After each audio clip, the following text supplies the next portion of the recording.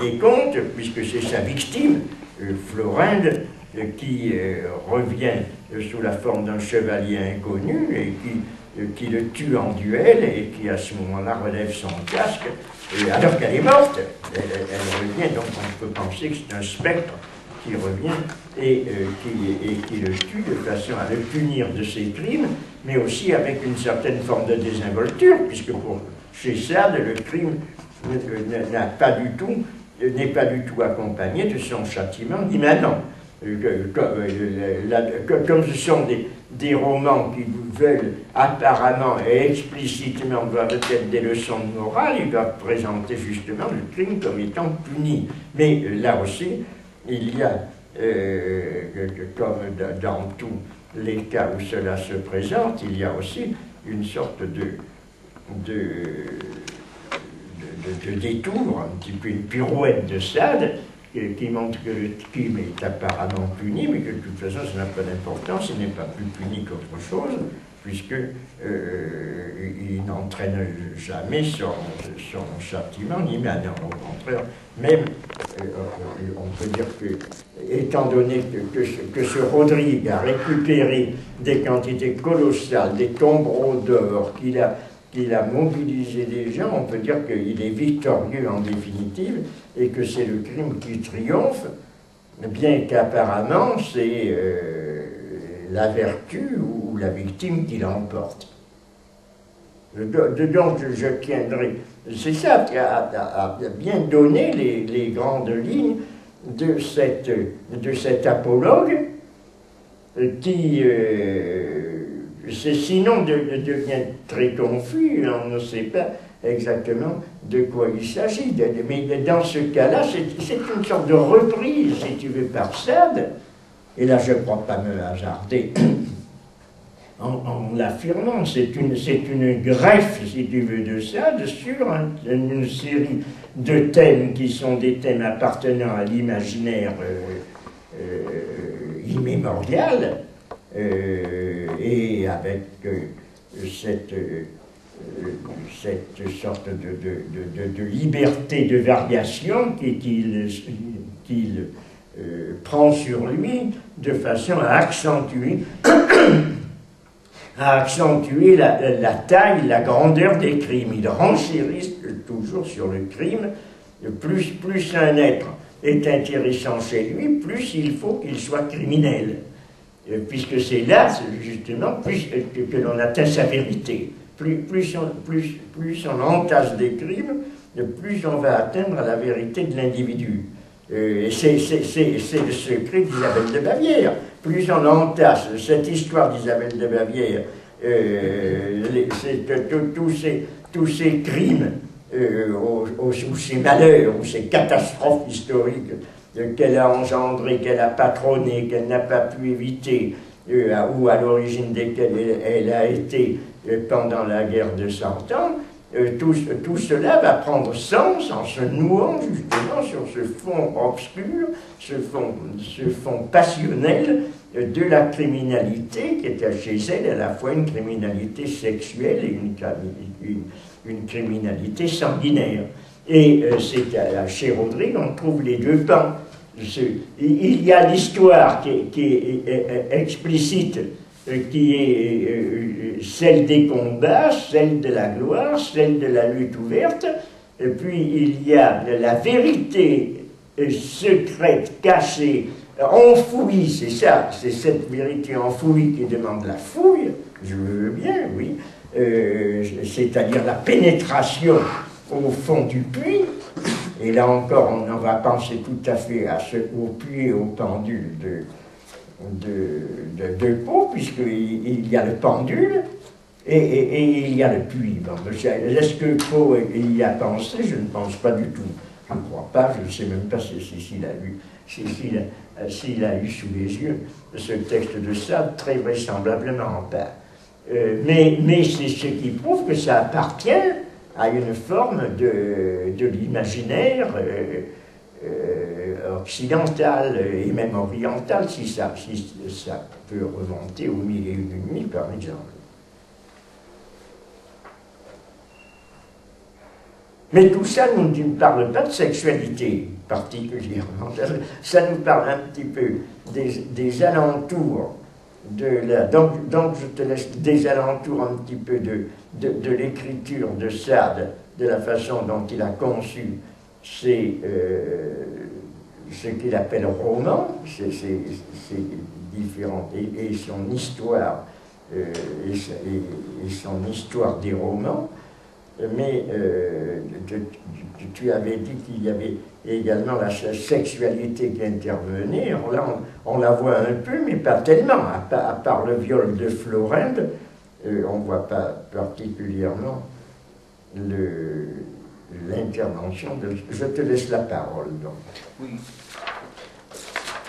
En ce qui concerne le concept des fouilles, je voudrais ajouter que si je mets en parallèle Buffon et Sade. Oui, mais c'est ça que tu parles. Oui.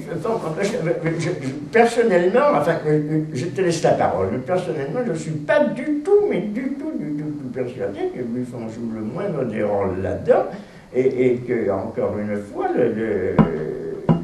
l'anneau de Gigès, l'histoire de Gigès de Platon ou d'Hérodote est largement suffisante, sans compter d'autres histoires dans lesquelles on verra des descentes dans les souterrains. Lorsqu'il y a dans le moine de Lewis où il y a des descentes dans le souterrain, Buffon n'a rien à voir non plus là-dedans. Et il y a en permanence des gens qui creusent la terre, qui fouillent, qui sortent des cadavres. Mais la grande différence, à mon avis, qui existe entre Hérodote et Buffon, c'est Buffon fait une fouille pour préciser, pour saisir une temporalité, ce qui n'est pas le cas d'Hérodote. Hérodote cherche des trésors dans la narration des Gigès. Oui, mais Buffon creuse la terre, il fait une fouille pour saisir une certaine temporalité. C'est certain. Ça c'est nouveau. Par rapport à l'Antiquité. On ne dit pas que c'est Sade. Il s'agit de la seule temporalité de Sade dans Rodrigue, c'est le fait que quand il descend dans cette tour enchantée, il y voit ses crimes qui ont été conservés. Oui, tout à fait. Mais c'est pas une temporalité. Oui, tout à fait. Mais la porte est ouverte par la statue du temps. Oui, mais en profondeur de l'inconscient. Là, je suis plus psychanalyste que de coutume. Je dirais que c'est bien l'exploration des profondeurs, donc de l'inconscient. Qui se trouve mentionné là. Mais dans la tour enchantée, ce qui règne, c'est la statue de temps. Oui. C'est la statue qui règne dans la tour enchantée. C'est ça mon point de vue. Oui. Et comme c'est la statue qui règne dans la tour enchantée, et étant donné que Buffon cherche le temps,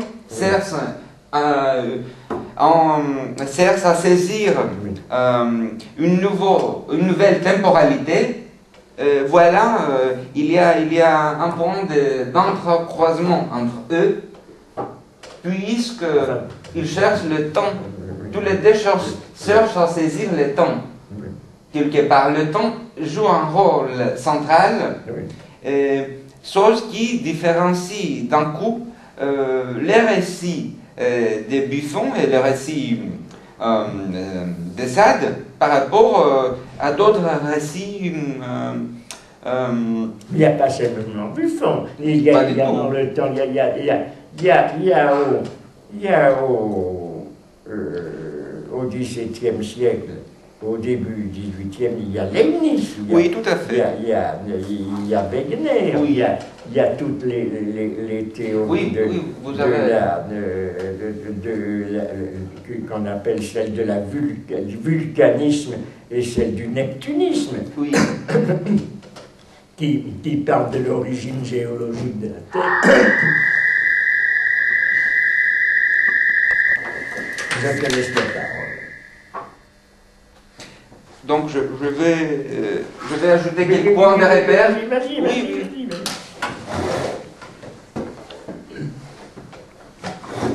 Donc mon propos était de éclaircir quelques concepts, de donner quelques points de repère pour montrer le chemin qui conduit dès l'histoire à la chimère, en passant par la sexualité. Il y a, à l'époque des Lumières, il y a une narration, une tradition historiographique qui est entièrement nouvelle. Il s'agit de la tradition historiographique de Voltaire qui met en scène une nouvelle approche du temps qui Voltaire construit d'ailleurs une histoire de l'humanité qui s'avère culturelle et pas politique au sens strict du terme.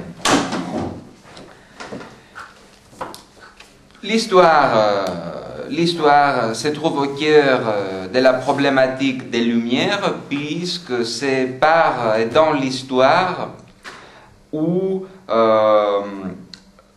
l'on tire les concepts de progrès.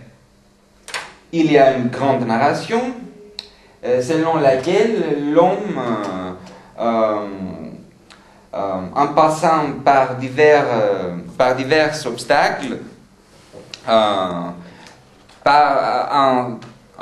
vainquant l'obscurité, est capable de construire son propre futur. C'est une narration de type progressif qui est basée sur le savoir. C'est une croyance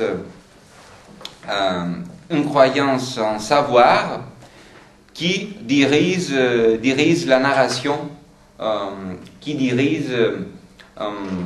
la narration qui porte sur le progrès. Dans ce contexte, qui est le contexte sans doute des Lumières, ça apparaît pour proposer quelque chose d'autre, pour proposer une autre vérité. Si bien que Sade approche l'histoire, il la dérive. Il la dérive vers un monde passionnel, criminel, etc. En quelque sorte, Sade déconstruit la vérité historique. Sade n'accepte pas entièrement le concept de progrès. Donc, il y a là une dérive vers une logique paradoxale hantée par des passions, par des crimes. C'est ça, en gros, mon point de vue qui peut amener l'intérêt de l'histoire à la chimère. Sade, en prétendant écrire l'histoire, il fait quelque chose d'autre. Il présente des écrits sous forme de romans qui portent sur la passion. Donc le moteur de l'histoire, disons, le moteur de la vie, selon Sade, est la passion. On peut, en gros, opposer deux visions différentes, la vision kantienne, la vision du progrès, et la vision proprement sadienne. Oui. Il s'agit d'un couple examiné par vous d'ailleurs, sous le prisme de la sexualité. Cela ne veut pas dire, bien évidemment, que Kant Sade a lu Kant et vice-versa. Pas du tout. Ça s'effectue dans un milieu, dans une piste de pensée. Donc, il faut souligner le fait qu'il y a un récit qui s'éveille des Lumières et un autre récit qui est proprement sadien, qui va contre le récit des Lumières. Le cœur des Lumières étant une certaine conception du progrès, Sade la renverse pour proposer, pour affirmer le pouvoir total de passion, de la passion. Il y a donc, d'une part, le progrès, et d'autre part, la narration sadienne.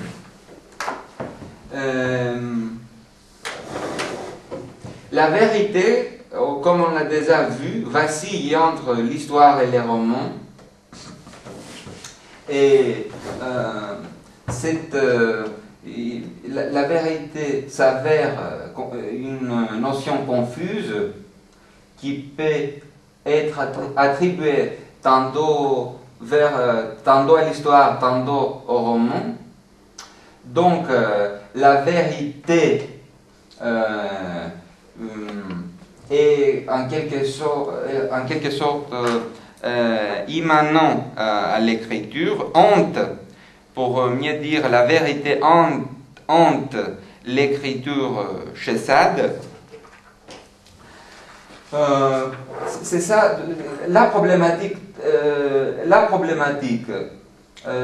tourne autour trois questions, trois petits problèmes, à savoir l'histoire, le roman et la vérité. C'est ça que je voulais montrer à travers l'étude de Rodrigue.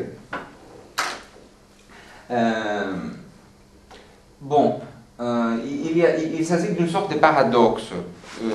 Sade prétend écrire sur l'histoire, tandis qu'il écrit des romans.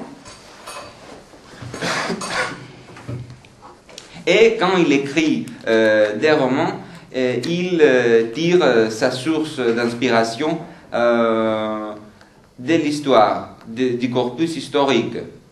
Il y a un jeu d'écriture, là. Il n'y a pas de raisonnement précis. Ça prétend suivre Aristote, mais cela n'est pas du tout vrai.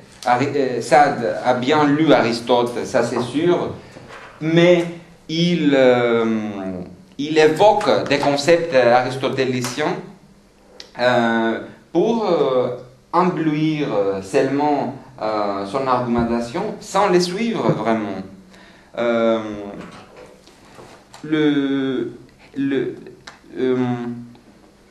Est-ce que vous voulez faire des commentaires sur ça? Non, parce que c'est juste ce que tu dis là. Je regardais ce que tu avais écrit là relativement à l'homme de Sade et aux passions qui sont effectivement en rupture avec une conception progressive comme celle de Kant. Tu as raison, puis c'est le progrès de la conscience, ou c'est l'émergence de la conscience, tandis que pour Sade, c'est au contraire la reprise, le retour on pourrait dire, à l'archaïsme passionnel. Forcément, lorsqu'il y a référence à la passion, il y a quelque chose qui est en rupture avec la notion du progrès de la conscience. Tu as cité un passage qui est assez intéressant ici dans les idées sur le roman, mais dans notre état actuel, c'est à la page 44 de ton texte, quand l'homme a soupesé tous ses freins, lorsque d'un regard audacieux son œil mesure ses barrières, quand à l'exemple des titans il ose jusqu'au ciel porter sa main hardie et qu'armé de ses passions, donc c'est bien l'homme romanesque selon Sade, comme ceci l'était des laves de Vésuve. Je rappelle qu'en 1848, il y a des groupes féministes qui, reprenant une expression, ceux de Claire de Mar en particulier, qui reprenant une expression qui avait été utilisée à leur encontre par leurs adversaires, c'était appelé les Vésuviennes pour exprimer des revendications de la liberté sexuelle pour la femme. Or, cette confrontation entre la passion et la lave du Vésuve, il est intéressant de voir qu'elle est sadienne. Elle n'est peut-être pas exclusivement sadienne, mais elle est utilisée par lui. Il ne craint plus de déclarer la guerre à ceux qui le faisaient frémir autrefois. Quand ces écarts même ne lui paraissent plus que des erreurs légitimées par ses études, ne doit-on pas alors lui parler avec la même énergie qu'il emploie lui-même à se conduire? L'homme, la phrase est un petit peu, n'est pas d'une très grande clarté d'ailleurs. L'homme du XVIIIe siècle en un mot, est-il donc celui du XIe? C'est une interrogation.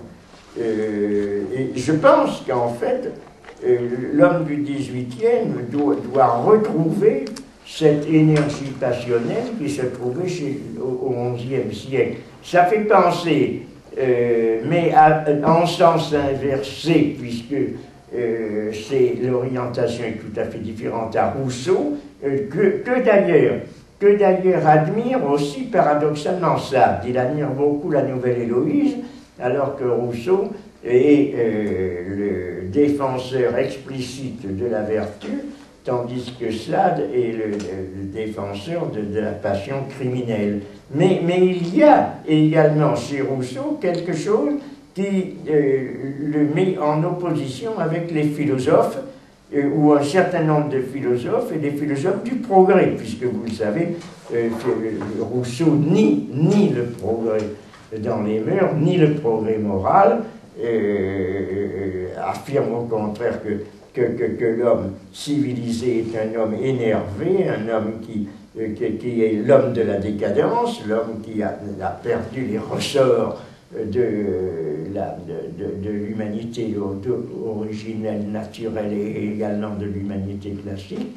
Dans une certaine mesure, on va chercher Kant, mais il est beaucoup plus vraisemblable d'ailleurs que Kant était d'ailleurs un lecteur de Rousseau, mais on pourrait plutôt choisir Rousseau comme étant à la fois la contrepartie, mais à la fois quelqu'un qui a travaillé un peu dans le même sens que Sade dans la distance prise à l'égard de ce qu'on appelle les philosophes de l'encyclopédie à cette époque, en particulier les matérialistes d'Helvétius jusqu'à Diderot ou même Voltaire.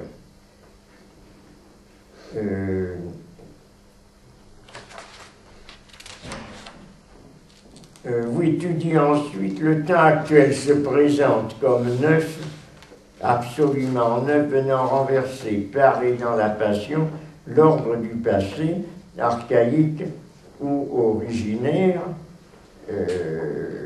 Oui, la phrase n'est pas très claire, c'est un petit peu différent, c'était le venant renversé, c'est-à-dire qu'il retrouve justement par la passion quelque chose qui pourrait être appelé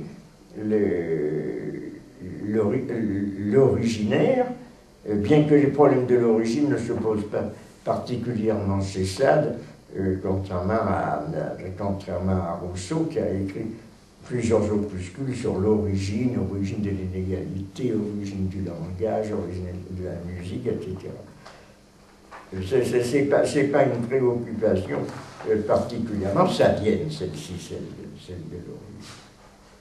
Oui, mais Sade parle pour défendre, oui. parle pour le XVIIIe siècle. Oui. C'est le siècle où l'on trouve l'énergie.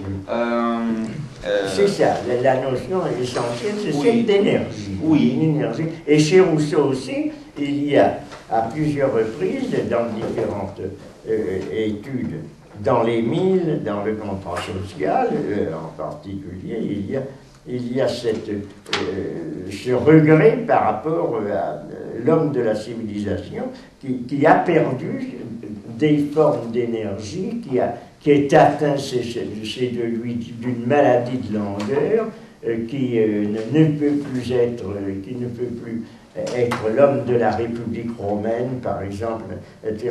Donc il y a quelque chose qui est une lecture inversée, on pourrait dire, à rebours de l'histoire, qui est vue au contraire par certains auteurs à cette époque-là comme allant dans un sens progressif, tandis que d'une certaine façon, l'histoire irait à rebours dans la mesure où elle prendrait la voie de la civilisation.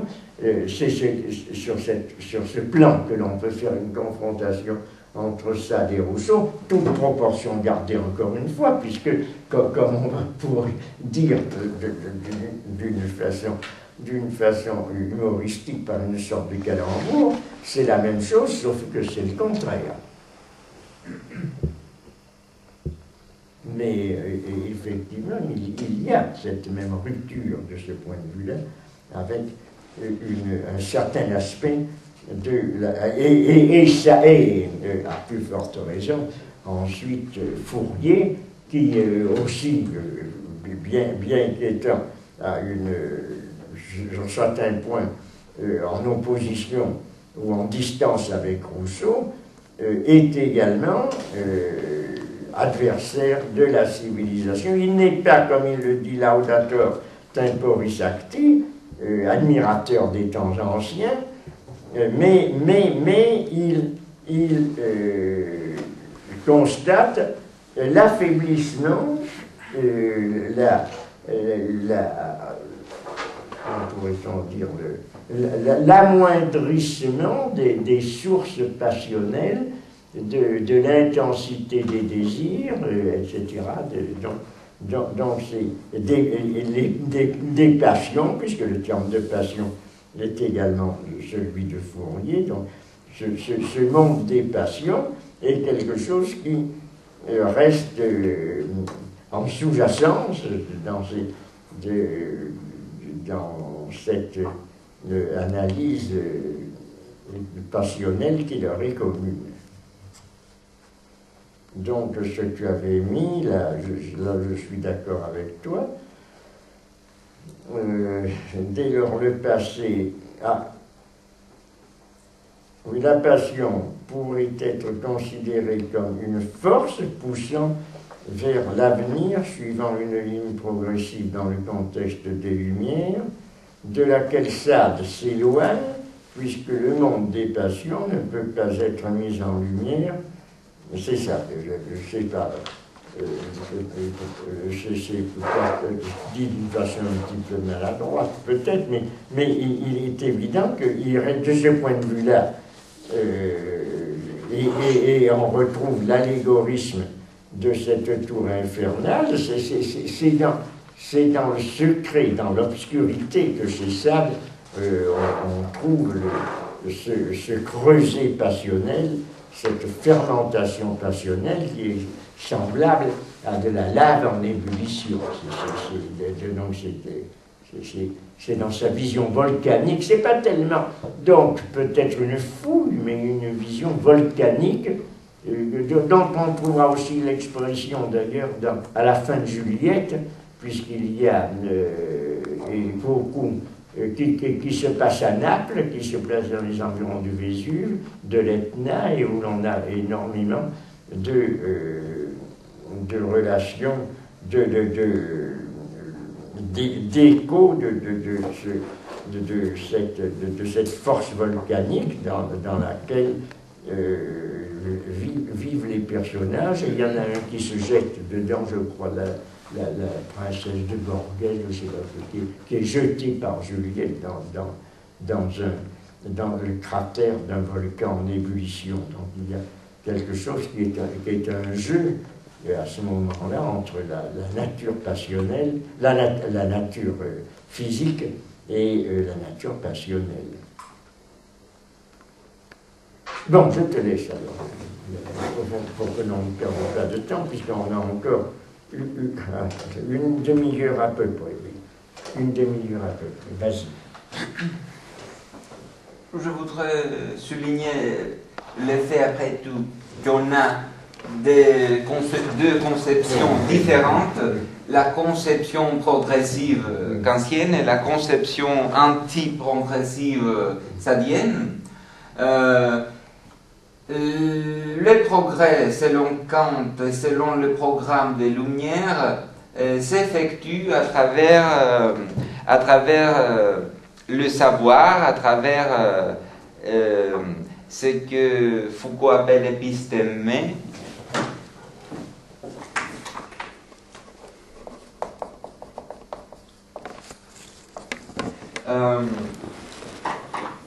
Il y a donc des disciplines qui peuvent promouvoir le savoir, la technique aussi. Donc l'homme peut se diriger vers un futur mieux que le passé. Voilà en 2-3 lignes les concepts des Lumières, les concepts progressifs. Aux antipodes de ces plans se trouve Sade, qui met en relief l'émergence de la passion en tant que force vitale, en tant que source secrète d'inspiration et de motivation pour l'homme, qui peut conduire l'homme même à son anéantissement. Il y a donc une certaine opposition entre la raison et la passion. Il est évident que la raison a gagné ce jeu historiquement, tandis que la source passionnelle sadienne a été refoulée en quelque sorte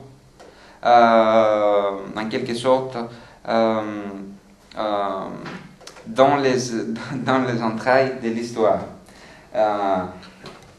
Sade donc propose au lecteur quelque chose qui n'est pas de l'ordre historique, quelque chose qui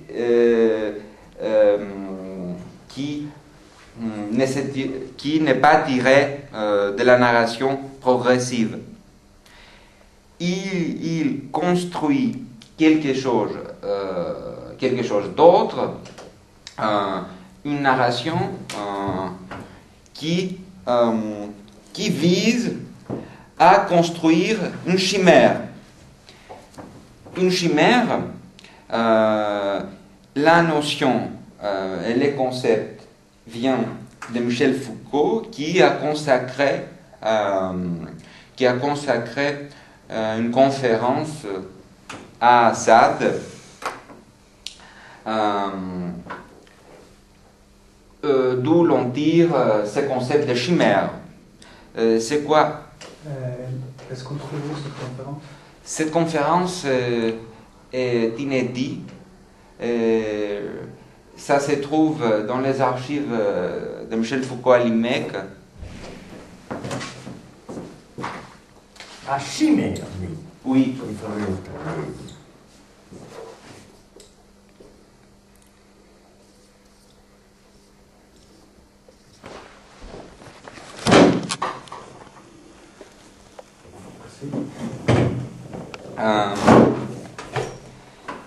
Donc,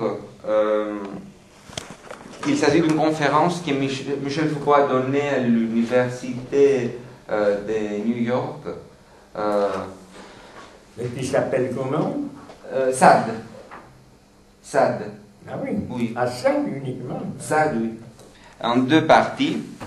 Il s'agit d'une approche de l'œuvre de Sade qui s'intitule Juliette. Mais Foucault fait une analyse plus grande, plus vaste, fait une analyse vaste en abordant toute l'œuvre sadienne. Moi,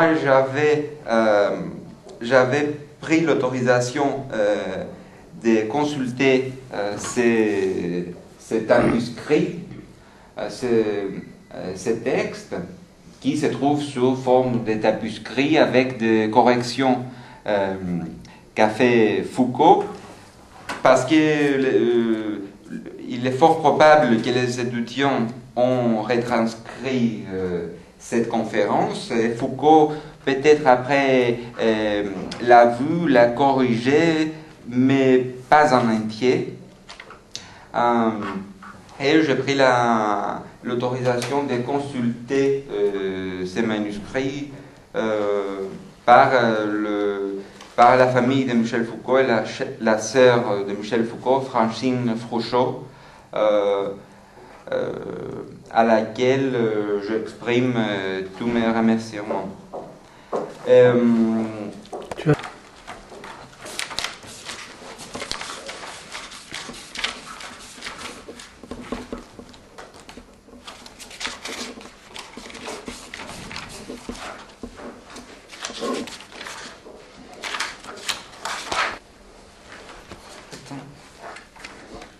Oui, mars 1970.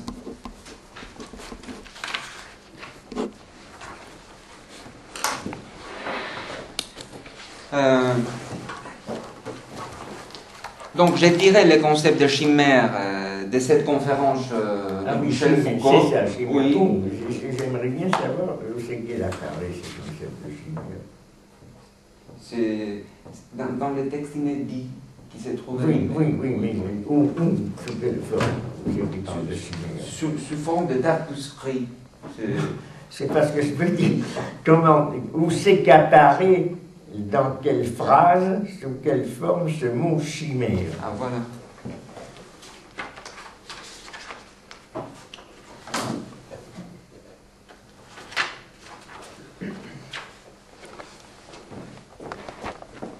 Je dis pas Foucault.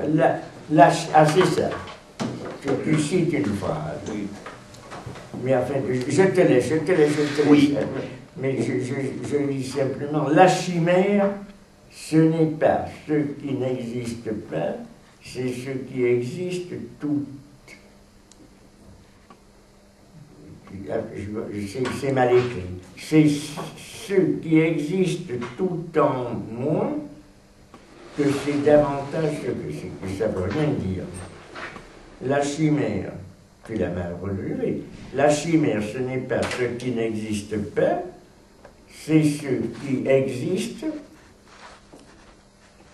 tout en moins que c'est davantage ce que c'est. Ça veut rien dire. Ah, quelle est la phrase?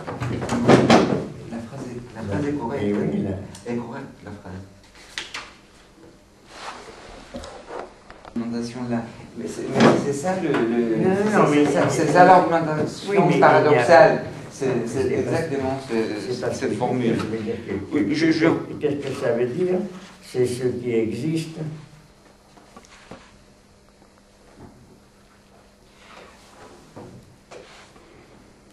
C'est ça que je comprends. C'est ce qui existe tout en moins que c'est davantage ce que c'est. C'est malheureusement qui alors? Non. Non. Et si? Non. Ben, si, forcément, il n'a pas pu écrire ça. Il s'agit d'une transcription faite par des étudiants. Oui, mais enfin, ils n'ont pas pu, les étudiants, écrire une phrase qui n'a pas de sens. Si elle a sens. Non, ce n'est pas ce qui n'existe pas. Bon, c'est ça. C'est ce qui existe. On ne dirait pas tout. Attends. Quelle est la phrase que l'on a mal reconstruite? C'est ce qui existe. Qu'est-ce que ça peut vouloir dire? Tout en moins que c'est davantage ce que c'est. Tout du moins. Qu'est-ce que ça peut vouloir dire? Tout en moins. Parce qu'on pourrait dire d'autant. En fait, c'est ce qui existe d'autant moins. Non, mais c'est ça, c'est ce qui existe. Donc il faut que ça existe. Donc, elle n'a pas de l'inexistence, elle existe, la chimère, que ça soit pris au sens littéral, une chimère composée, un animal composé de différentes parties d'autres animaux. On verrait à la place d'autant plus que tout en moins. Oui, c'est une formule paradoxale, mais correcte. Elle existe tout à fait. Bref, plus la passion, le crime désirant ou le désir criminel existe, c'est toi qui le commentes, j'ai l'impression. Oui. Plus l'homme. Oui. Oui, et plus l'homme, c'est-à-dire le sujet de la métaphysique occidentale, n'existe pas, oui. Là aussi, c'est une chose. Là, on comprend à peu près, ça veut dire, dans la mesure où il y a plus de crimes, c'est le sujet, effectivement, le sujet de la métaphysique, le je pense, etc. Ça, c'est quelque chose qui se trouve également dans une certaine mesure, enfin, dans la métaphysique classique, mais ce n'est pas...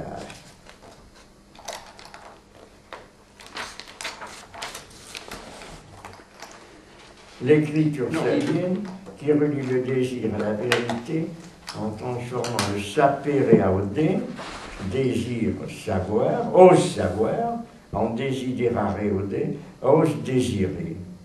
Fait dérailler, ça c'est ça, sous les coups de la massue du temps, là c'est justement écrit, le plan du progrès historique en atopone, en utopie. C'est pas tout à fait, l'atopone, c'est pas tellement l'utopie, oui, mais chimère. Ah oui, c'est ça. Donc ça serait utopie chimère qui serait en quoi consisterait, c'est ça, cette chimère, donc serait une utopie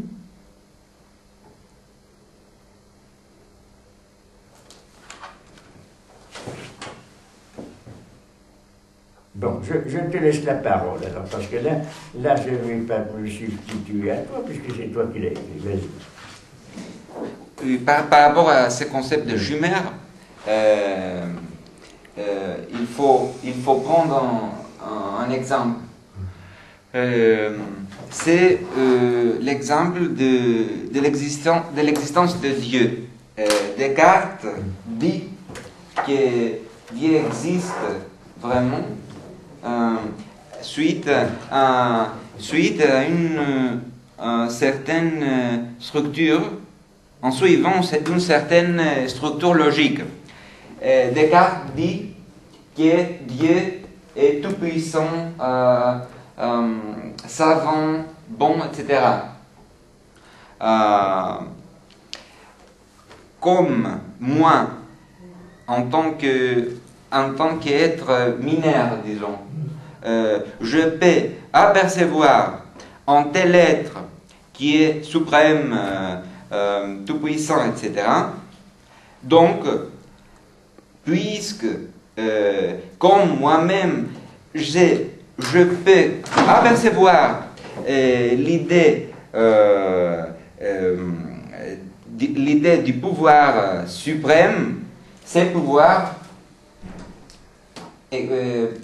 doit exister. C'est pas ça l'argumentation de Descartes, un peu. Mais ça dit quelque chose au sens contraire. Il dit que Dieu est méchant. Il en est responsable des crimes. Il laisse les filles être violées, etc., etc. Mais, comme Dieu ne peut être méchant, Dieu n'existe pas.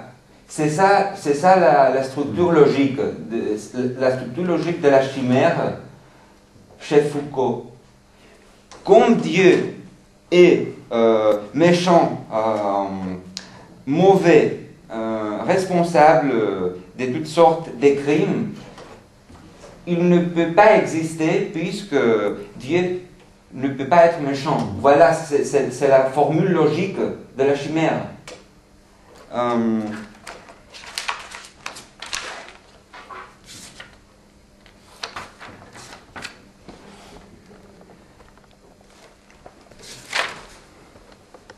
La chimère, ce n'est pas ce qui n'existe pas. C'est ce qui existe tout en moins que c'est davantage ce que c'est. Dieu étant davantage méchant. À quelle page c'est ça 74. 74. Ah bon, c'est ça. Oui. Donc là c'est mieux relevé très certainement, oui, c'est ça. Oui, certainement. En bas ou en haut? C'est la formule. Mais oui, mais non, en bas. Oui, mais c'est pas ça, c'est la même chose. On peut lire oui. encore une citation. Dieu est méchant, écrit Foucault, et par conséquent, puisque Dieu est méchant, et qu'il est contradictoire que Dieu, tout puissant, tout bon, etc., soit méchant, il faut donc que Dieu n'existe pas. C'est là la formule logique de la chimère chez Foucault, à propos de Sade.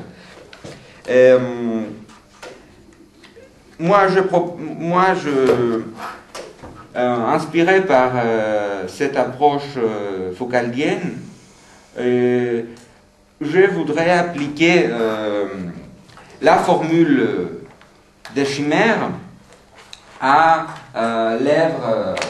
l'œuvre sadienne Aline Valcourt, où l'on trouve vraiment des sociétés bien construites. Je veux donc consacrer mon propos à Aline Valcourt pour que l'on puisse finalement étudier la sexualité en tant que telle, puisque c'est exactement dans ces deux utopies où l'on trouve la sexualité déployée.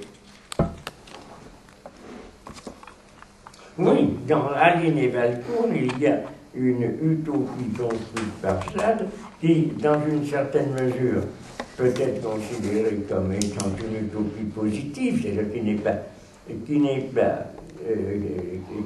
qui est à mi-chemin entre les propositions de liberté de donner à la pulsion sexuelle dans la philosophie dans le boudoir, mais également qui s'arrête au bord du crime, c'est-à-dire c'est une sorte d'utopie qui ressemblerait plutôt d'ailleurs, bien que prise dans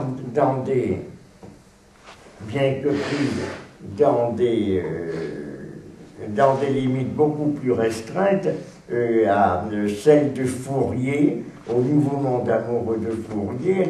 C'est pris dans des dimensions plus restreintes parce qu'en définitive, cette utopie est beaucoup plus proche d'une conception de l'amour libre selon les philosophes et selon Diderot, mais ça ne veut pas dire du tout que Sade ajoute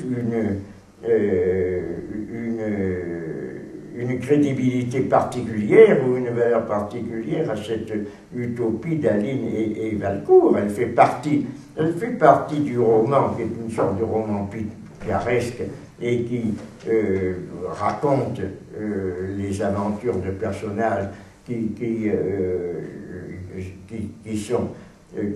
sont présentés un petit peu comme sur le modèle du roman espagnol en cascade, en tiroir en quelque sorte, chacune, ou comme dans les Mille et une nuits aussi, chaque histoire se greffant l'une sur l'autre. Et à un certain moment, il y a cette utopie dans laquelle il y a des propositions qui sont très rationnelles, très conformes à ce que peut être une utopie concevable, vivable, composant une collectivité valable, mais qui également ne peut pas être considérée comme étant une expression complète de la pensée de Sade. Donc, il est bon de mentionner, d'analyser l'utopie d'Aline et Valcourt, mais elle ne peut pas être opposée ni à l'œuvre de Sade, ni même aux développements qui vont beaucoup plus loin, qui sont donnés dans la philosophie, dans le boudoir. Non, ce n'est pas posé. Oui, et oui. Ce n'est pas posé. On peut donc enfin récapituler Elle prend surtout position justement relativement à ce thème dont tu as parlé et qui est intéressant et qui est aussi central pour les réflexions sur la sexualité et l'amour au XVIIIe siècle, c'est-à-dire la conception de la liberté dans le mariage, qui est un des éléments essentiels de la discussion philosophique au XVIIIe siècle et que l'on voit traiter en particulier dans le supplément au voyage de Bougainville de Diderot. Et l'utopie de Sade ressemble, puisqu'elle se situe aussi dans un univers, dans un monde qui est celui d'une sorte de monde d'île du Pacifique ou d'Océanie fantasmée. Elle fait penser un petit peu à ces développements de supplément au voyage de Bougainville, mais qui ne vont pas, qui développent une certaine forme de liberté amoureuse, mais qui n'ont pas tous les développements que l'on pourra trouver dans le Nouveau Monde amoureux de Fourier, par exemple, mais qui, très curieusement chez Sade, n'ont pas non plus ces dérives, ces illimitations, ces frontières dépassées par la passion, et qui vont tout à coup tomber dans le crime, dans la domination, la souveraineté de la passion sur l'individu, etc. Donc il y a quelque chose qui est un peu particulier dans cette utopie d'Aline et Valcourt, qui est intéressante à analyser surtout par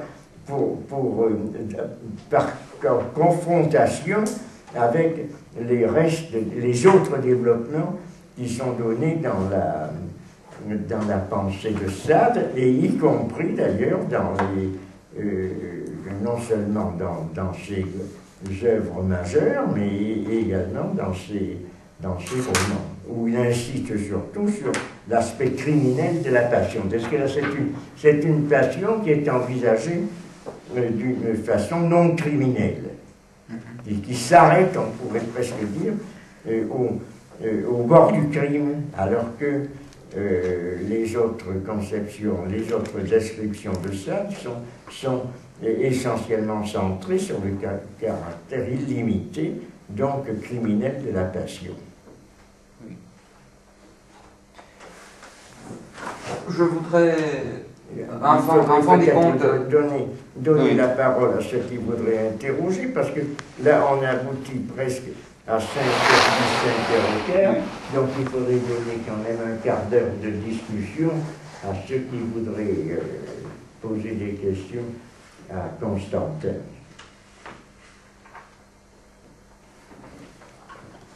Dans ce mélange, au fond, dans cette alchimie subtile entre réalité et fiction, est-ce qu'il n'y a pas un côté très moderne chez Sartre qu'on retrouve chez quelques romanciers du XXIe siècle, par exemple chez Régis Geoffrey, qui met en scène le crime d'un banquier Stern, entouré de latex par sa maîtresse, au fond.